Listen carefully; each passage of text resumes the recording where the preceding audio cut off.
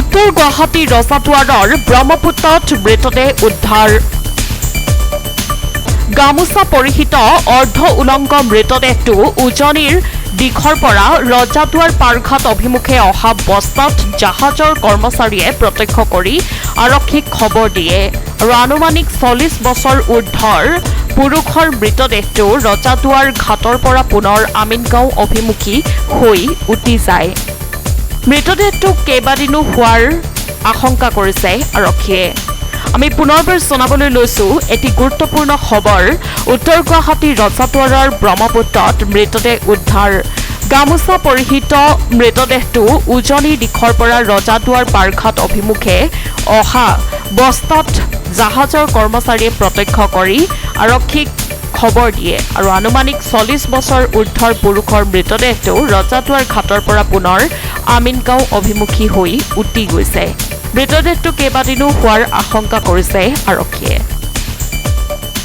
হয়, ৰজাদুৱাৰ পাৰঘাটেদি এটা dead body উঠি আহিছিলে। বহুত দিন হ'ল মানে এক্সপায়াৰ্ড হোৱা যেন পায়। এতিয়া পোক চোক লাগি গৈছে ডেড বডিটো, উৰি খাই পৰি আছে, একো ধৰিব নোৱাৰি। মেচিয়ৰ্ড মানুহজন পায়, অলপ মেচিয়ৰ্ড মানুহজন, বয়সস্থ মানুহজন পায় আৰু বেক চাইডটো দেখা পালে সেইটো উঠি গ'ল আৰু ঘাটৰ কাষেদি উঠি গ'ল। উজনিৰ ফালৰ পৰা আহিছে। উজনিৰ ফালৰ পৰা আহিছে। কঁকালত গামোচা এটা বান্ধা আছে। আপোনাৰ 10:40 মানৰ পৰা এটা ডেড বডি এইখিনিতে ঘূৰি আছিল। এইটো ডেড বডিটো এতিয়া আপোনাৰ এই জেগাত ৰখি গৈছিল, তাৰ পৰা এৰা খালে। এই ডেড বডিটোত বৰ্তমান এখন কাপোৰ বান্ধা আছে, একো নাই। গামোচা দৰে এখন কাপোৰ বান্ধা আছে আৰু আপোনাৰ মানে উল্টা হৈ আছে বডিটো। আৰু আপোনাৰ হয়তো 40-50 মান বয়সৰ যেন অনুমান হয়। গতিকে এইটো আগতে মৰা এইটো হেৰি, এইটো হয়তো ক'ৰ পৰা আহিছে উঠি। গতিকে প্ৰশাসনে এইটো চালে নিশ্চয় অনুসন্ধান কৰিলে এইটো গম পাব বৰ্তমান ৰজাদুৱাৰ ঘাটত এই ডেড বডিটো লাগি আছে। গতিকে কাৰেণ্টৰ হেৰিত প্ৰভাৱত হয়তো উঠি যাব পাৰে।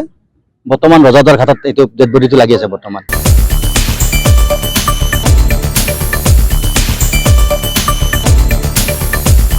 ব্যুৰো ৰিপৰ্ট, সংবাদ লহৰ।